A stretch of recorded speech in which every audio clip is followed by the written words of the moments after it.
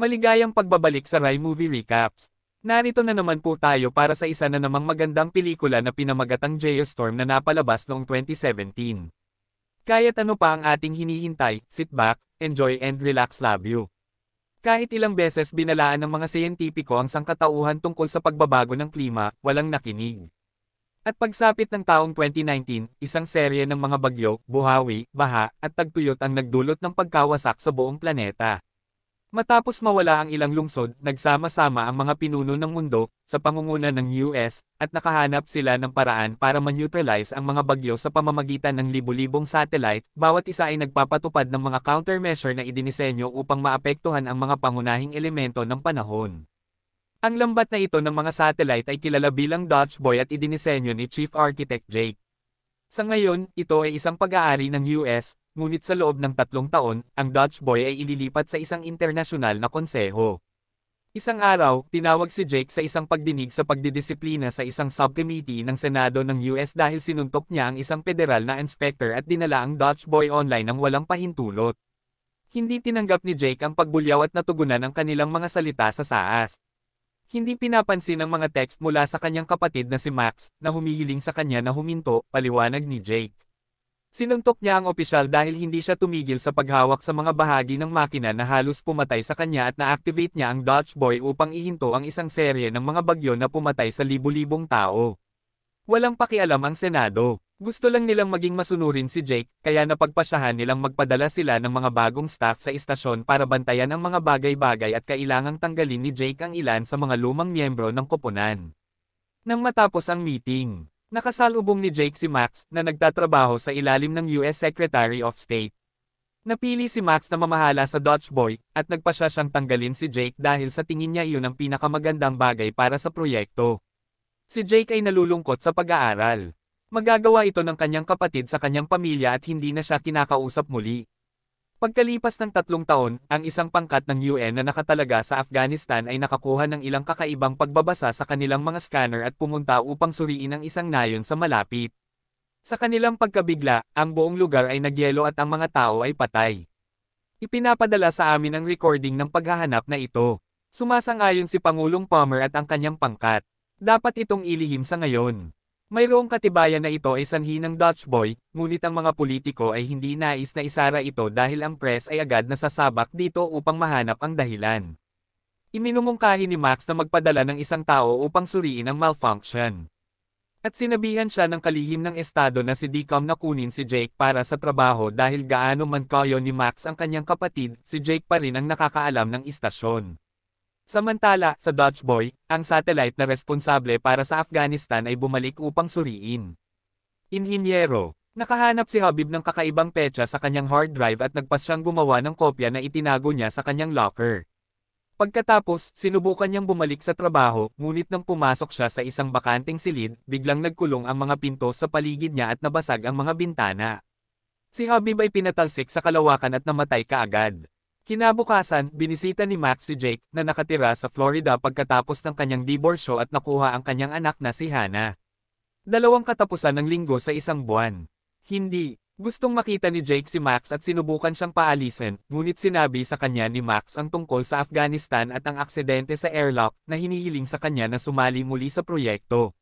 Kapag tinanggihan siya ni Jake, nagbago ang isip ni Max sa pamamagitan ng pagturo na ang kanyang imbensyon ay pumapatay ng mga tao mamaya sa mga tanggapan ng Hong Kong ng Pacific Climate Council. Matagal na nag-login sa system at may napansin siyang kakaiba tungkol sa insidente sa Afghanistan. Kaya't sinubukan niyang tawagan si Max upang bigyan ng babala na matugunan lamang siya sa pamamagitan ng voicemail. Pagkatapos, pumupunta siya sa palengke para bumili ng mga grocery, napansin niya kung gaano ito kainit. Sa katunayan, ang init ay napakasama na ang isang pusa ay nagsisikap na manatili sa loob ng refrigerator ng merkado. At kapag matagal nang hindi sinasadyang nalaglag ang kanyang mga itlog, piniprito nila sa simento. Biglang nagsimulang yumanig ang lupa at mahabang paunawa. Mga mundo ng apoy na sumisira sa mga lansangan. Agad siyang tumakas sakay ng kanyang sasakyan, pinaikot ang lahat ng mga nagpapanik na tao sa patuloy na pagguho ng mga gusali. Hindi tumitigil ang Long hanggang sa marating niya ang kalsada sa labas ng lungsod at ang pagbaba ng temperatura ay nagpapahiwatig na hindi siya maabot. Ngunit nang siya ay lumingon, natuklasan niyang ang Hong Kong ay wasak na ngayon. Kapag oras na para umalis si Jake, umiiyak si Hannah dahil iniisip niyang hindi na babalik si Jake at palagi siyang mahirap umasa, ngunit nangako si Jake na babalik siya. Makalipas ang ilang sandali, si Jake ay sumasakay sa isang shuttle at lumilipad sa Dutch Boy na nakakaramdam na muli sa kalawakan. Nakilala niya si Commander Fassbinder, ang punong siyentipiko ng istasyon, at ipinakilala siya nito sa kanyang pangunahing koponan, na kinabibilangan ng security officer na hindi kasama sa system analyst na si Duncan. Sa tingin nila, gas explosion ang insidente sa Hong Kong dahil iyon ang nakalagay sa balita, ngunit sigurado si Jake na ito ay dulot ng parehong bagay na nagyelo sa nayon. Samantala sa Earth, si Max ay gumugugol ng oras sa kanyang kasintahang si Sarah, na bahagi ng lihim na serbisyo ng Pangulo. Naputol sila ng isang tawag mula kay Long na nagpaalam sa pinakamaraming init na naramdaman niya bago nangyari ang insidente, ibig sabihin ay hindi ito gas pipe. Sinubukan niyang tingnan ang Dutch Boy upang kumpirmahin ang kanyang teorya, ngunit ang kanyang account ay nablock at natuklasan ni Max na ganoon din ang kanya. May isang tao sa gobyerno na nagtatakip ng isang depekto sa system, at ito ay may potensyal na magdulot ng geostorm, na binubuo ng sabay-sabay na sakuna ng mga kaganapan sa panahon na na-trigger sa buong mundo. Nangako si Max na titingnan ito, at pagkatapos ibaba ang tawag, natututo siya. Tinawag si Sarah para magtrabaho dahil nagpa siya ang Pangulo na gumawa ng isang huling minutong press briefing na tila biglaan sa opisina. Patuloy na sinusubukang mag-login ni Long nang mamatay ang kuryente, narinig niya ang ilang boses na nagmumula sa koridor at nagmamadaling magtago. Ito ay nagbibigay daan sa matagal na panoorin kung paano kinuha ng mga ahente ng US ang kanyang computer at lahat ng kanyang mga papeles. Sa Dutch Boy, nalaman ni Jake na ang mga log ng Afghanistan ay nalinis dahil sa malfunction, kaya inutusan niya ang team na suriin ang mga log ng iba pang mga satellite upang masubaybayan ang anumang mga palatandaan ng katiwalian. Kinabukasan, binisita ni Max ang kanyang kaibigan na si Dana, isang eksperto sa cybersecurity na nagtatrabaho para sa IT department ng gobyerno. Hiniling niya sa kanya na tingnan ang pagharang ng mga account at kinumpirma ni Dana na may nag-program nito para magmukhang bahagi ito ng isang glitch. Ngunit talagang sinadya ito sa Dutch Boy. May video meeting si Jake kay Max na nagpaalam sa kanya na maaaring may foul play sa mga insidente. Natutuwa si Jake na marinig ito dahil alam niyang maganda ang pagkakigawin ng Dutch Boy at pinahintulutan siya ni Max na kunin ang Hong Kong satellite. Nagdudulot ito ng pagtatalo dahil sa tingin ni Jake ay hindi niya kailangan ng pahintulot ni Max na gumawa ng anuman, at ipinaalala ni Max sa kanya na kailangan niyang maglinis pagkatapos ng mga pipong pagkakamali ni Jake sa lahat ng oras pagkatapos mamatay ang kanilang mga magulang. Pagod na siyang managot sa kapatid, kaya kapag hindi umayos si Jake, masisibak na naman siya. Dumating ang Hong Kong satellite sa istasyon, ngunit biglang nabaliw ang braso ng robot na humawak dito at nanginginig sa paligid na pumipinsala sa bahagi ng hangar bago ibinagsak ang satellite. Ang pagkahulog ay ganap na sumisira sa satellite at ang koponan ay kailangang iligtas ang ilang bahagi na nabubuhay. Sa kasamaang palad, ang aksidente ay lumikha ng isang electrical, maikli at pinirito ang lahat ng mga drive. Kaya naisip ni Jake na wala silang anumang katibayan ng katiwalian na susuriin, gayunpaman ito ang nagpapalem sa kanya. Tinitingnan niya ang video ng pagkamatay ni Habib at may natuklasan siya. Ang mga panel na sumabog ay may mga drive sa mga ito, at ang isa sa kanila ay natigil sa communication tower. Sumakay sina Jake at Fassbinder sa isang spacewalk upang kunin ang panel, ngunit sa isang biglaang, ang suit ni Jake ay nagsimulang hindi gumana at nawalan siya ng kontrol sa kanyang mga paggalaw. Dahil sa pagyanig, mabitawan niya ang panel at matamaan siya sa istasyon, kaya inilabas niya ang kanyang jetpack at nahawakan niya ang isang wire upang maiwasang lumutang. Ilang sandali pa, ibinalik siya ni Fassbinder sa loob at ipinahayag ni Jake na kinuha niya ang pagmamaneho mula sa panel bago niya ito binitawan. Nang suriin sila ng koponan, hindi sinabi ni Jake sa kanila ang tungkol sa pagmamaneho dahil sigurado siyang sinabotahe ng isa sa kanila ang kanyang suit. Pagkatapos, siya at si Fassbinder ay nag-imbestiga sa pagmamaneho at natuklasan na walang mga palatandaan ng katiwalian, na nagpapatunay na may sinasadyang sanhi ng tinatawag na mga aksidente. Sinusubukang hanapin ni Jake ang impormasyon sa pag-login sa likod ng programming na ito, ngunit nakalock siya. Pansamantala, matagal nang dumating sa DC at pumayag na makipagkita kina Max at Sarah sa isang kafe. Gayunpaman, kapag malapit nang tumawid sa kalye, itinulak siya sa harap ng isang kotse at natama ng husto. Nakatakas ang misteryosong lalaki sakay ng sarili niyang kotse at sinubukan siyang sundan ni Sarah, ngunit hindi siya mabilis. Tumakbo si Max sa mahabang gilid at narinig niyang sinabi niya ang salitang Zeus bago siya mamatay. Makalipas ang ilang oras, tumawag si Max mula kay Jake at kinuha ito dahil emergency daw. Gayunpaman, nais lamang ni Jake na humingi ng tawad sa kanyang inaasal at pinaalalahanan si Max. Mayroong hindi sinasabing code sa pagitan ng magkapatid bago ikwento ang buong pangyayari noong araw na nangisda sila kasama ang kanilang ama. Nakuha ni Max ang kanyang intensyon at nagmamadaling makita si Dana para ipakita sa kanya ang isang recording ng anekdota ni Jake. Hindi maintindihan ni Dana kung paano ito isang emergency at ipinaliwanag ni Max na hindi sila kailanman nangisda sa kanyang mga anak, ibig sabihin ay sinusubukan ni Jake na magpasa ng isang mensahe sa code dahil sa tingin niya ay tinitiktikan siya. Ibinigay ni Max kay Dana ang code na ginamit nila sa kanyang mga anak at pinagsama-sama ni Dana ang iba't ibang minuto mula sa video para gawin ang totoong mensahe. Patunay ng sabotahe sa pinakamataas na antas ng tiwala ng gobyerno, walang tao. Susunod, hiniling ni Max kay Dana na tingnan ang Project Zeus at nakahanap si Dana ng file na dobleng naka-encrypt sa isang network ng seguridad ng White House na hindi na-hack. Kailangan niya ng tamang kredensyal para masira ito. Makalipas ang ilang sandali, bumalik si Sarah sa bahay at nakakita ng mga senyales na may pumasok. Inilabas niya ang kanyang baril para lamang matuklasan na ito ay sina Max at Dana, na ayaw malaman ng sino man na naroon sila.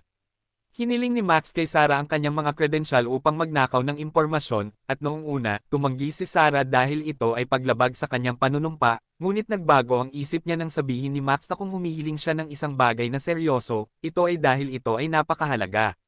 Bumalik sa Dutch Boy, sina Jake at Fassbinder. Suriin ang mga security camera at matuklasan na may itinago si Habib sa kanyang locker. Gayunpaman, nang tingnan nila ito, nakita nilang walang laman ang locker. Biglang lumitaw si Disette na nakatutok ang kanyang baril sa kanila, at dahil hindi niya agad napatay ang mga ito, naiintindihan ni Jake. Nais malaman ni Disette kung sino rin ang pumatay kay Habib. Matapos makumpirma na sila ay lahat sa parehong panig, Disette, umamin, Habibs, ang mga bagay ay nasa ibang locker. Paliwanag niya, nakita rin niya ang mga security camera at wala siyang sinabi dahil akala niya ay magbubunyag ang kriminal sa pamamagitan ng pagdating upang sirain ang mga bagay. Binuksan ng trio ang kanang locker at hinanap ang kopya ng drive na nagpapakitang may naglagay ng virus sa sistema ng istasyon. Samantala, binigay ni Sarah kay Dana ang kanyang impormasyon sa pag-login na nagpapahintulot sa kanya na mahanap ang mga file sa Project Zeus. Nakahanap siya ng isang serye ng mga simulation na nagtatapos sa mga geostorm at napagtanto ni Max na may gumamit ng mga simulation na iyon para maging totoo ang mga bagyo. Pagkatapos, may video call si Max kay Jake para ipaalam sa kanya. May nag-arma sa Dutch Boy para salakayin ang mga partikular na lungsod at kinumpirma ni Jake na ginagawa nila ito sa pamamagitan ng virus. Nais niyang pansamantalang isara ang batang Dutch. Sa ganoong paraan, maaalis ng ribot ang virus. Pinapahintulutan ito ni Max, ngunit may kaunting problema. Ang tanging may kill code ay ang presidente at walang tiwala si Jake kay Palmer. Tanging isang taong may kapangyarihan ang maaaring mag-block ng kanilang mga account, at hindi nagkataon na sa loob ng 3 linggo ay dapat ibigay ng US ang kontrol sa Dutch Boy sa International Council. Hiniling ni Max kay Jake na bantayan ang mga satellite habang naghahanap siya ng paraan para makuha ang mga kill code. Makalipas ang ilang oras, si President Palmer ay patungo sa Orlando para sa isang pambansang kombensyon. Nilapitan ni Max si Sarah ng palihim at kinumbinsi siyang totoo ang pagsasabuatan, kaya dapat niyang tulungan itong magnakaw ng mga code. Para makasakay din sa eroplano, sinabi ni Max sa kanyang mga amo na makikita niya ang kanyang ama na nakatira sa Florida.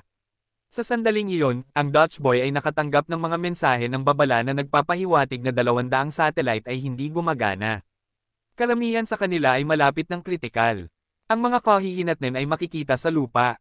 Isang napakalaking hailstorm ang nagsimulang tumama sa Tokyo at isang malamig na snap sa labas ng Pampang ay naalis ang kalahati ng Rio de Janeiro. Dahil hindi pa rin niya maisara ang istasyon, nagpasya si Jake na ilunsad ang mga ekstrang satellite upang palitan ang mga nagdudulot ng pagkawasak sa buong mundo. Nagawa nilang palitan ang isa sa Rio de Janeiro bago bumaba rin ang natitirang bahagi ng lungsod. Ngunit sa sandaling iyon, isa pang alerto ang papasok, nagsisimula ang isang geostorm sa Earth. Nakita ni Max ang balita ng sakuna at nakuha din ang alerto sa kanyang tablet nang matuklasan na ang bagyo ay paparating na sa Florida.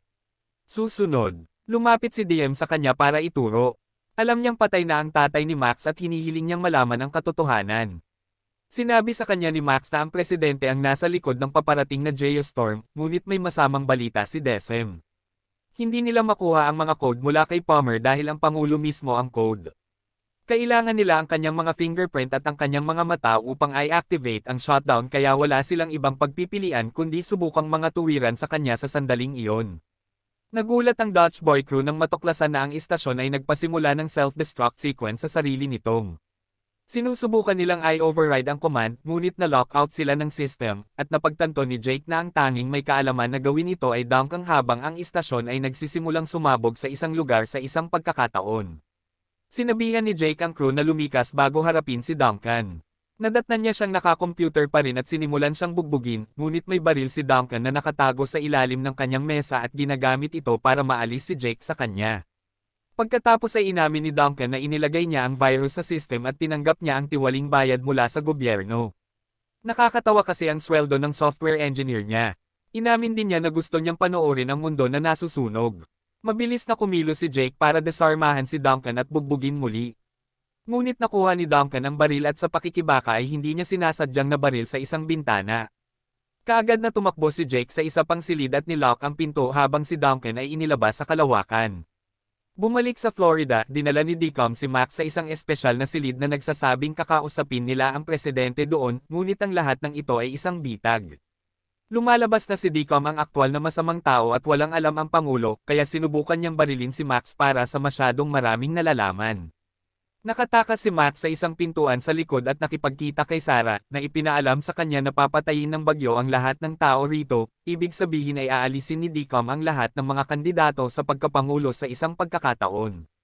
Binigyan niya si Max ng kontrol sa Dutch Boy at sinabi sa kanya na kusa siyang kunin si Jake, sa pag-aakalang ang patuloy na pag-aaway ng magkapatid ay makakapigil sa kanila na makita ang katotohanan. Ang tanging solusyon lang nila ay kidnapin ang presidente, kaya naghanda si Max ng sasakyan habang si Sarah ay bumaril sa ere na kunwari ay may nakita siyang tao sa publiko na babarilan si Palma. Ang mga emergency protocol ay inilalagay habang sina Sarah at isa pang bodyguard ang nag-escort sa Pangulo. Ngunit sa sandaling sila ay mag-isa sa isang quarter, pinatumba ni Sarah ang bodyguard at pinasama si Palma sa isang self-driving na CarMax na na-hijack. Habang lumilikas ang lahat sa istasyon, ang geostorm ay tumama sa lupa. Lumilitaw ang mga buhawi sa Mumbai. Isang malaking heatwave ang tumama sa Moscow at isang mega tsunami ang humampa sa Dubai. Isang kidlat na bagyo ang tumama sa Florida at nakuha ni na Max at Sarah ang presidente bago masira ang stadium. Sakto namang nakatakas si Deacom sa dalawa at nagpadala ng mga lalaki para sumunod kay Palma, na sinasabi ni Max ang buong katotohanan. Kailangang magmaneho ni Sarah na parang baliw para makaiwas sa kidlat, sa mga nasirang kalsada, at sa mga putok na nagmumula sa mga tauhan ni Deco. Wala nang masyadong oras, kaya nagpa siya si Sarah na magmaneho ng paatras para barilin ang karamihan sa mga lalaki pagkatapos ay hinampas ang kanilang sasakyan sa kanya. Pumitik at sumabog ang sasakyan ng tamaan ito ng kidlat sa malapit. Binigyan ni Desem ang kanyang bodyguard ng rocket launcher para barilin ang sasakyan kasama ang presidente. Tinamaan ng rocket ang target nito at sumabog ang kotse, ngunit biglang lumitaw si Sarah sa likod ni Desem at nahuli siya. Ginamit niya ang self-driving system para ilipat ang sasakyan at iset up ang bitag para kay DM. Ngayon ay darating ang mga pulis upang arestuhin siya. Sinubukan ni DM na sabihin kay Palma na ginawa niya ito upang maalis ang kanilang mga kaaway at na hindi niya ito nakikita bilang genocide dahil pinaglalaroan lang ng siyensya ang Diyos, at sa tingin niya ay papayag si Jake dahil naimbento niya ang napakalakas na makina noong una. Narinig niya ang pang-iinsulto ng kanyang kapatid dahilan para masuntok siya ni Max. Nagsisimula ang balita na sumasaklaw sa lahat ng mga natural na sakuna at ang kakulangan ng tugon mula sa Dutch Boy na nag-aalala kay Hannah. Habang umaalis ang huling shuttle, nagpa siya si Jake na manatili sa istasyon dahil ang pagribot ay dapat gawin ng mano-mano. Sinubukan din ni Fassbinder na manatili, ngunit pinaalis siya ni Jake. Samantala, dinala si Palma sa Kennedy Space Center at agad niyang ina-activate ang mga kill code. Gayunpaman, ang pagkakasunod-sunod ng pagsira sa sarili ay hindi maibabalik, kaya't ang magkapatid ay kailangang magpaalam na umiiyak. Nagkasundo sila pagkatapos ng lahat ng mga taon na ito, at nangako si Max na aalagaan niya si Hannah.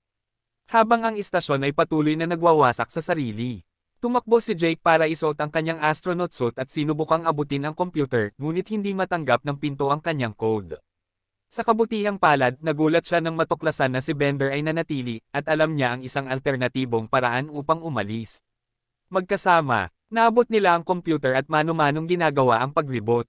Inalis ng Fassbinder ang virus habang si Jake ay nagsasara. Matagumpay na napahinto ng mga satellite ang Geostorm.